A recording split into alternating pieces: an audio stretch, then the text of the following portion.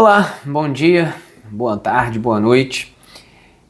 Estamos aqui mais uma quarta-feira falando das coisas de Deus, essa reflexão online. Eu sou Diego, diácono lá da Igreja Nova Vida no Caxambi, e hoje nós vamos falar sobre algo muito importante.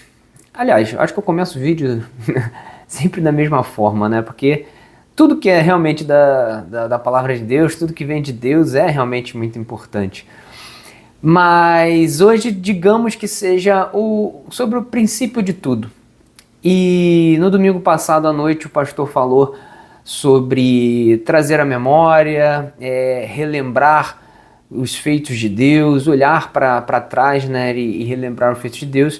Eu acho que é uma ótima oportunidade de nós relembrarmos a parte principal e fundamental do cristianismo, que é o amor de Deus.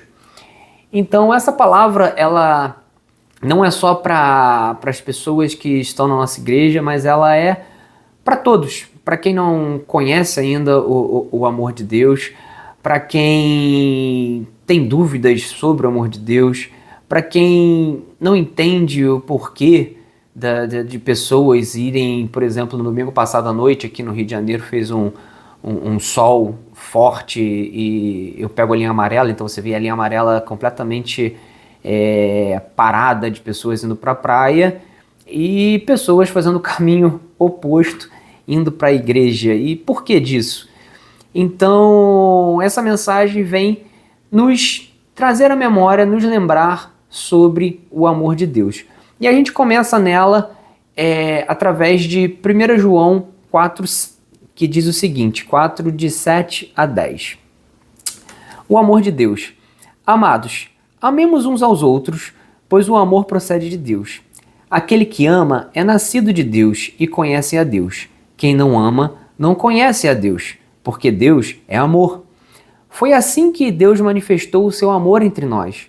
Enviou o seu Filho unigênito ao mundo para que pudéssemos viver por meio dele. Nisto consiste o amor, não em que nós tenhamos amado a Deus, mas em que ele nos amou e enviou o seu Filho como propiciação pelos nossos pecados.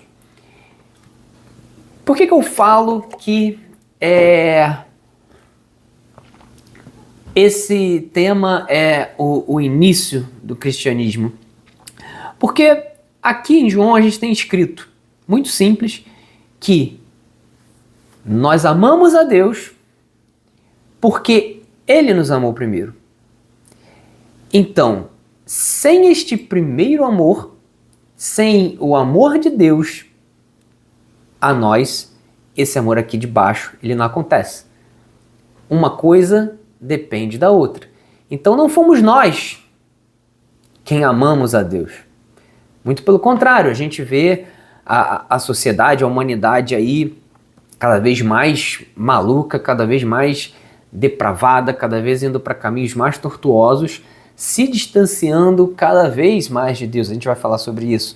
As coisas deste mundo são muito mais atrativas do que Deus. Então, a humanidade por si só, ela nunca opta por Deus.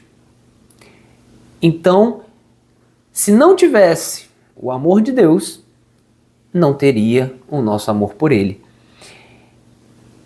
Então é muito importante nós entendermos o amor de Deus.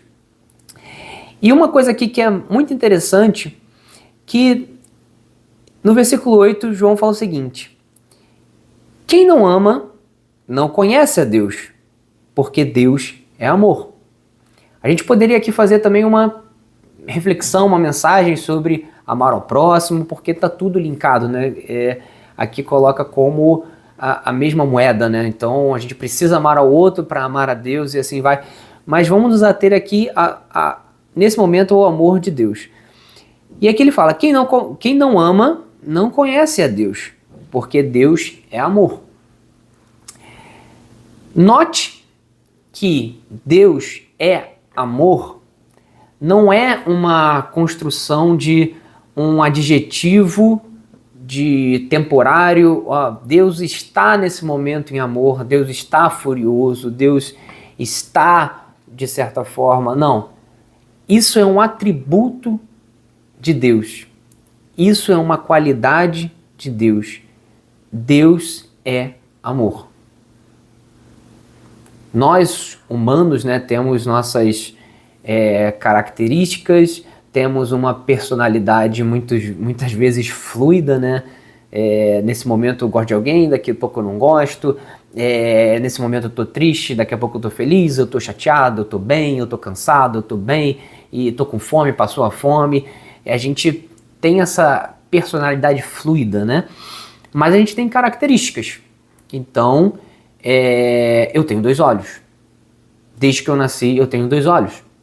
Então, você pode chegar e falar, o Diego tem 2 olhos. O amor para Deus é uma característica. Então, Deus, ele é amor. Não muda, é imutável. E isso para nós é algo assim inexpressável, porque nós temos um Deus que ele é amor. E como é que ele representa esse amor por nós? Qual foi o feito que ele fez por nós? Aqui ele fala, versículo 9. Foi assim que Deus manifestou o seu amor entre nós. Enviou o seu Filho unigênito ao mundo para que pudéssemos viver por meio deles. Deus entrega o seu Filho para morrer por nós. Quem de nós teríamos essa predisposição de doar a sua vida, ou mais, para quem é pai e quem é mãe, entende que doar a sua vida é um pouco mais fácil do que doar a vida de um filho, né? Então, quem teria essa predisposição de doar a vida de um filho por amor de alguém? É algo muito martelado, né? Algo muito batido esse feito. E às vezes, por estar muito martelado e muito batido, Jesus morreu por nós, Jesus morreu por nós, Jesus morreu. Às vezes talvez perca a grandeza e o significado e a representatividade da grandeza desse feito. Deus envia o seu Filho para morrer por pessoas. Imagine você, que é pai, que é mãe, você ter o seu filho, o seu convívio, o amor da sua vida, e você simplesmente falava, filho, me desculpa, mas você vai ter que morrer. Papai, mamãe, por favor, por quê? Não tem outra forma. Não tem outra forma. É essa. E Jesus, ele nunca foi, se a gente não vê nenhuma oposição ao Pai, digamos assim, a única coisa que ele pede, se possível, afasta de mim esse cálice. Mas digamos que fosse um filho mais mal criado, tá? Digamos que Jesus fosse um pouco mais mal criado. Não poderia, porque ele era 100% homem, 100% Deus, mas digamos que fosse. Mas pai, mãe, por essas pessoas que estupram, pessoas que cometem pedofilia, pessoas que matam por um celular, por uma besteira, pessoas que matam por diferenças de opinião, pessoas que roubam e não estão nem aí com os impactos que tem, pessoas que estão roubando dinheiro de aposentado que já ganha pouco para comprar uma Ferrari, pessoas que não têm o menor senso de civilidade, que se tirassem as leis de punições, viveríamos uma barbárie como era no passado. É por essas pessoas que eu vou morrer? É isso mesmo? E é isso mesmo, gente. Então, assim, o amor de Deus é bom a gente trazer à memória porque ele é algo inexplicável. A nossa humanidade nunca vai conseguir entender. Porque a gente não consegue alcançar esse tipo de amor. A gente tem sempre um senso de troca. Deus não. Deus, ele é amor. Ele foi, ele é e ele sempre será amor. E é por isso que ele perdoa os pecados de todos aqueles que pedem perdão. É por isso que ele fala perdoar 70 vezes 7.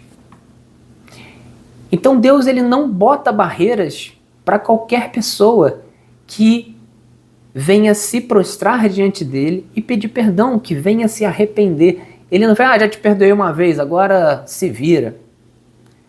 Porque Deus é amor. Ele nos comprou com o preço mais alto, mandando seu filho a morrer em nosso lugar. Quando, como a Bíblia diz, quando éramos inimigos de Deus. Não hoje que eu estou na igreja, que talvez eu possa merecer alguma coisa, que eu oro, que eu ajudo as pessoas. Não. Numa condição em que ele olhava para nós e não via nada de bom. Porque o pecado nos consumia, o erro estava na nossa frente. E mesmo assim, ele resolve pagar esse preço. A gente na igreja, no domingo passado, falou de algumas questões lá da porta, de segurança e tal. E a gente vive tempos complicados. E a morte do Charles Kirk, ela mexeu comigo bastante. Das últimas mortes que tiveram, acho que de alguém assim, acho que foi a mais marcante para mim. E muito por conta de todo o contexto, porque você vê que é uma pessoa que, cara, o papel dele era debater, era confrontar ideias. Então a gente vê a evolução da sociedade grega com os debates, com o racional, com essas coisas, e a gente indo contra isso.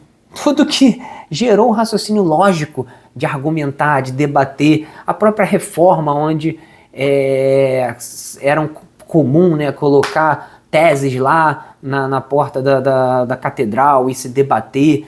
A gente está indo para uma sociedade que não aguenta mais debater, que não aguenta mais ser contrariada. E isso é um crime contra a, abre aspas, evolução humana, a evolução da sabedoria. Todas as evoluções acontecem através de desafios. Alguém olhou, viu que bater 2 pedrinhas pode sair a faísca, e dali começou e saiu fogo. Alguém um dia falou que não era possível voar, e alguém foi lá e construiu um avião. A sociedade é feita de digamos assim, conflitos, né? De ideias que vão e vai dali se aperfeiçoando. Mas a nossa sociedade não aguenta mais debater. Queremos ser senhores do saber, e cada vez com conhecimento mais baixo. Mas vamos lá. Então o papel dele era simplesmente ir a locais públicos, faculdades, eventos, e falar das suas ideias, das suas convicções. E quem ia ali não era uma pessoa que foi obrigada a estar ali, né? Tipo uma sala de aula, não gosto desse professor, mas eu tenho que ficar... Não, pessoas que voluntariamente iam lá falar com ele, ou escutá-lo. E aí é assassinado. Isso para mim já é de uma brutalidade gigantesca, de uma irracionalidade, mas o que mais ainda me mexeu é que eu me vi muito na situação dele. Me vi nele. Era um cara novo, seus 32 anos, não sei se tinha completado 32 anos, casado, com 2 filhos pequenos.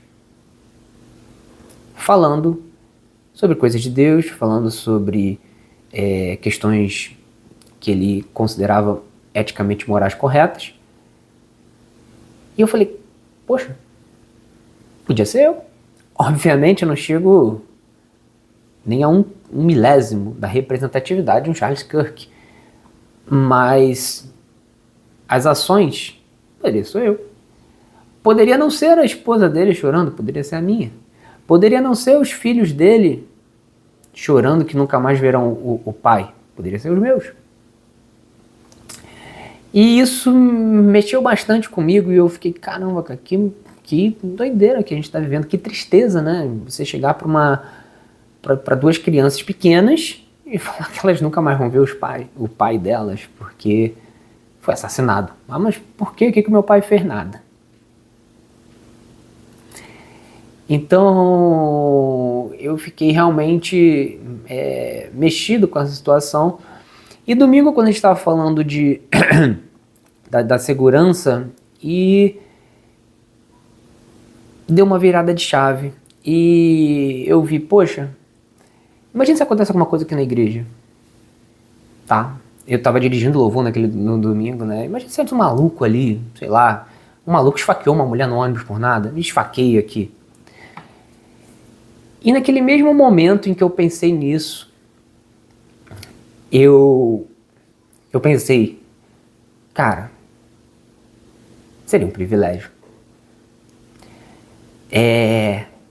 Eu só queria que minha esposa e meus filhos soubessem que, para mim, foi uma honra, foi um privilégio ter sido morto por estar falando de Deus, por ter sido instrumento de Deus.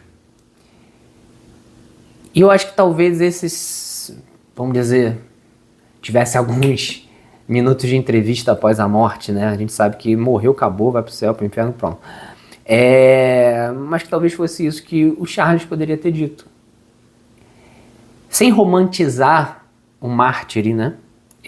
Muito possivelmente, se ele pudesse escolher, talvez ele falasse, não, eu gostaria de ver meus filhos crescerem, essas coisas, não queria morrer agora.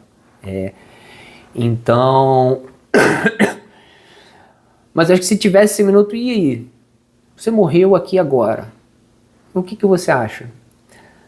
Talvez a resposta seria, realmente, é muito triste ver meus filhos crescendo sem o pai, minha esposa sem ninguém, sem o marido.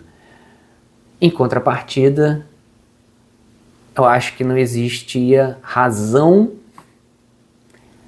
maior para morrer, mais nobre, né, digamos assim, para morrer do que estar fazendo algo em prol de Deus.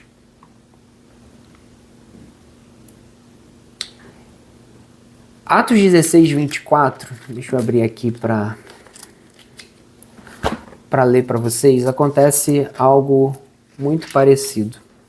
Algo 16... Aqui. 16. Certo dia, indo nós para o lugar de oração, encontramos uma escrava que tinha um espírito pelo qual predizia o futuro. Ela ganhava muito dinheiro para os seus senhores com adivinhações. Essa moça seguia Paulo e a nós, gritando: esses homens são servos do Deus Altíssimo. Eles anunciam o caminho da salvação. Ela continuou fazendo isso por muitos dias. Finalmente Paulo ficou indignado, voltou-se e disse ao espírito: em nome de Jesus Cristo, eu lhe ordeno que saia dela. No mesmo instante, o espírito a deixou. Olha que interessante, né? Muitas pessoas aí adoram esse tipo tô falando de pessoas altas na igreja. Adorariam o que essa adivinha aqui falava para eles, né? Estes são homens, são servos de Deus Altíssimos. Eles anunciam o caminho da salvação. Coisa maravilhosa de se escutar, né? Mas Paulo discerniu de onde era esse espírito, coisa que muitos dos nossos atuais não discernem, e manda que saia. Ao sair, essa mulher perdeu o poder de adivinhação dela. E o pessoal lá ficou indignado com Paulo e Silas porque eles perderam o dinheiro que eles ganhavam. Então, versículo 19. Percebendo que a sua esperança de lucro tinha se acabado, os donos da escrava agarraram Paulo e Silas e o arrastaram para a praça principal diante das autoridades.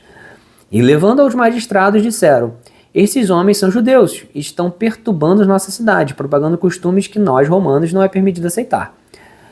A multidão ajuntou-se contra Paulo e Silas e os magistrados ordenaram que lhes fossem tiradas as roupas e fossem açoitados. Depois de serem severamente açoitados, foram lançados na prisão. O carcereiro recebeu instrução para vigiá-los com cuidado. Tendo recebido tais ordens, ele os lançou no cárcere interior e lhes prendeu os pés nos troncos. Por volta de meia-noite, Paulo e Silas estavam orando e cantando hinos a Deus. Os outros presos os ouviam. De repente, houve um terremoto tão violento que os alicerces da prisão foram abalados. Imediatamente, todas as portas se abriram e as correntes de todos se soltaram. O carcereiro acordou e, vendo abertas as portas da prisão, desembainhou sua espada para se matar, porque pensava que os presos tivessem fugido. Mas Paulo gritou: não faça isso, estamos todos aqui. O carcereiro pediu luz, entrou correndo e trêmulo prostrou-se diante de Paulo e Silas. Então, levou-os para fora e perguntou: senhores, que devo fazer para ser salvo? Eles responderam: creia no Senhor Jesus e serão salvos, vocês e os de sua casa. E pregaram a palavra de Deus a ele e a todos os de sua casa. Naquela mesma hora da noite, o carcereiro lavou as feridas deles, e em seguida eles todos os seus foram batizados.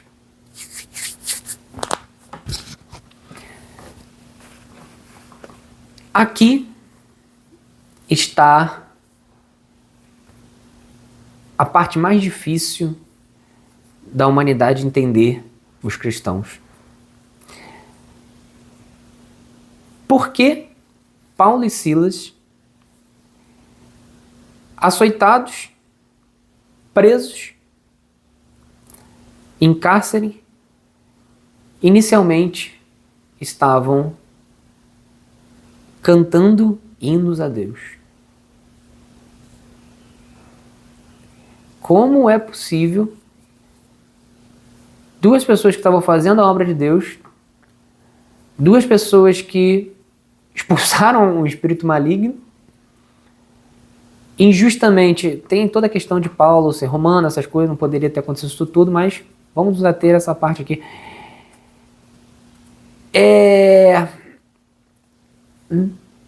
Fazendo coisa boa, foram injustamente açoitados, então acho que aí já tem uma grande dor, né?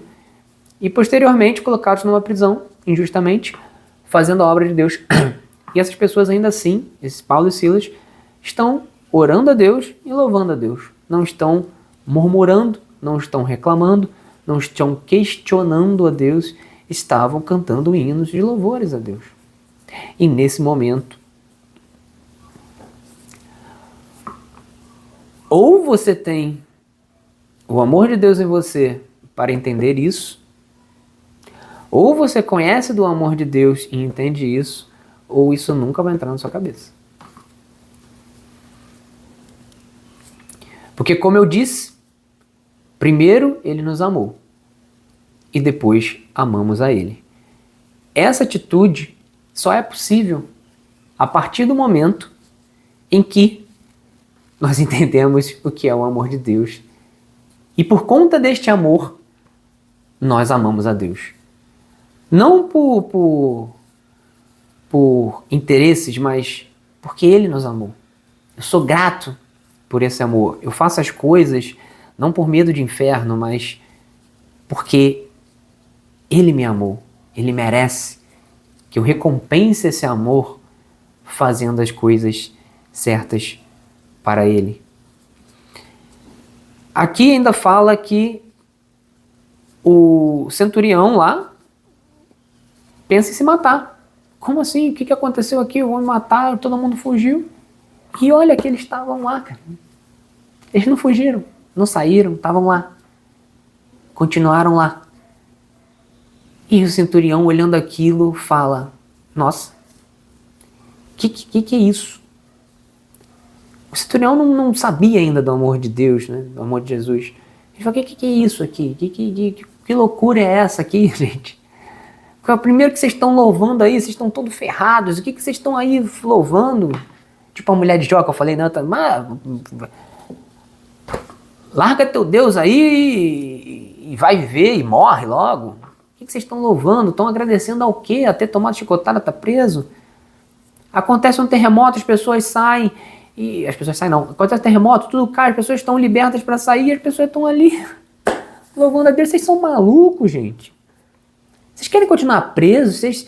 Vocês têm o quê? É masoquismo? Querem ser torturados? O que você... Ele não entende. Mas ele olha e fala, cara, aqui tem alguma coisa diferente. E eu quero ser igual a essas pessoas.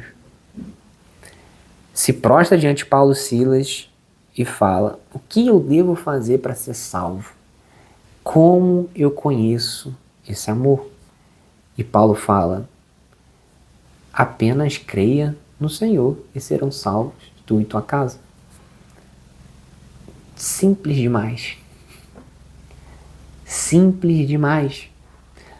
Apenas reconheça o sacrifício que Cristo fez. Creia que o Deus se fez carne, o Deus morreu, doou sua vida por você, ressuscitou, hoje está assentado ao lado de Deus reinando. É só isso. Temos aqui um manual de instrução, é só ler e seguir. Bem simples.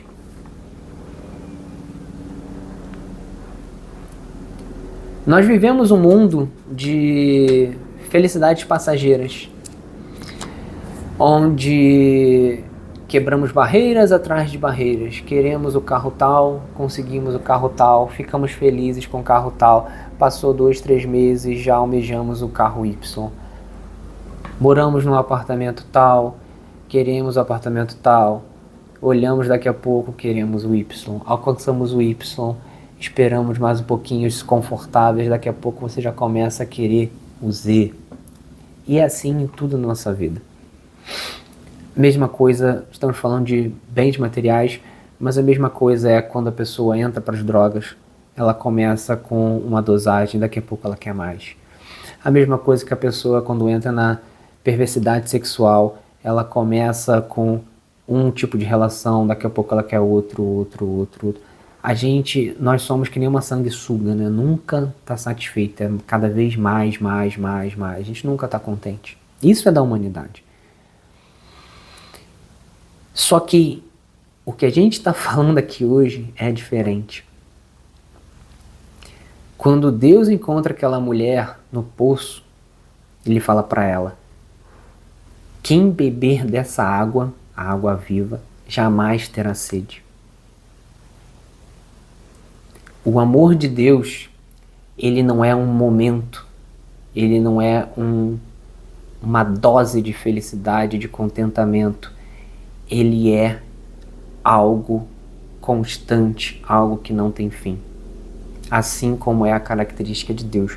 Quando você, de fato, entende o que é o amor de Deus, como Deus nos ama, como Deus cuida de nós, como Deus nos protege, como Deus nos alimenta, como Deus mantém a nossa saúde, como Deus nos protege, como Deus olha e faz tudo acontecer como Paulo faz, que todas as coisas cooperam para o nosso bem, a sua vida vai ficar muito mais fácil, meu irmão. Primeiro, já não precisa ter muito motivo de ansiedade. Obviamente, nós somos humanos, nós falhamos, nós caímos nas ansiedades da vida, mas se a gente realmente acredita que existe um Deus, dono de todas as coisas, que nos ama, que foi capaz de dar seu filho para morrer por nós, que dirá resolver um probleminha terreno de coisas de anos.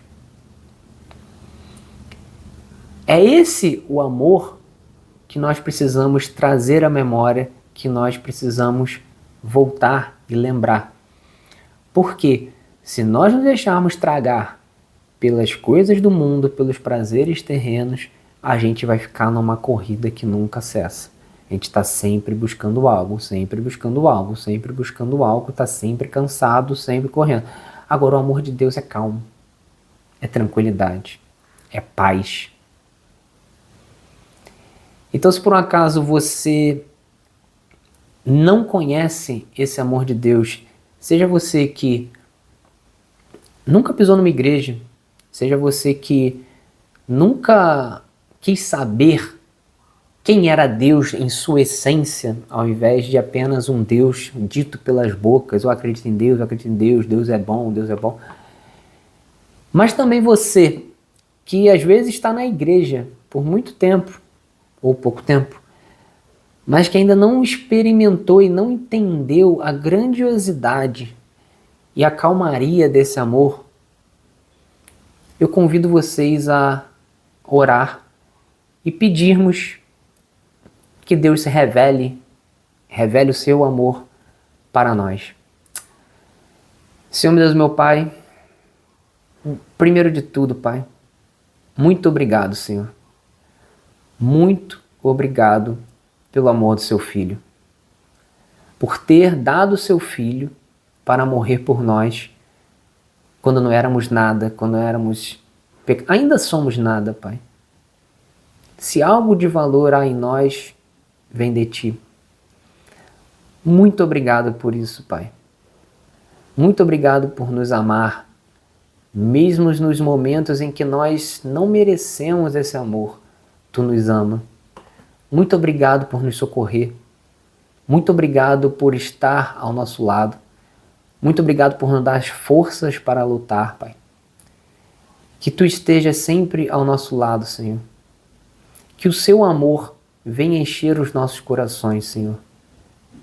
Para todos aqueles que não foram impactados, que ainda não tiveram a sua vida impactada a ponto de largar as coisas materiais, os prazeres terrenos, por amor a Ti, Pai. Que Tu venha, Senhor, e toque, Pai, nesses corações, Senhor. Que o Seu amor, Senhor, nos preencha, Pai. Que o Seu amor nos encha, Pai. Pois a vida contigo é muito mais fácil, Pai. Venha nos encher, Pai. Venha nos amar, Senhor, para que assim nós possamos Te amar também, Pai. Perdoa, Senhor, os nossos pecados, Senhor. Perdoa as nossas falhas, Senhor. E que possamos ser chamados filhos Teu, Pai. É o que Te peço, em nome de Jesus. Amém. É isso, gente. Que possamos estar relembrando diariamente de que existe um Deus que nos ama, que enviou o Seu Filho para morrer por nós e que por conta deste sacrifício, hoje nós estamos vivos. Até domingo.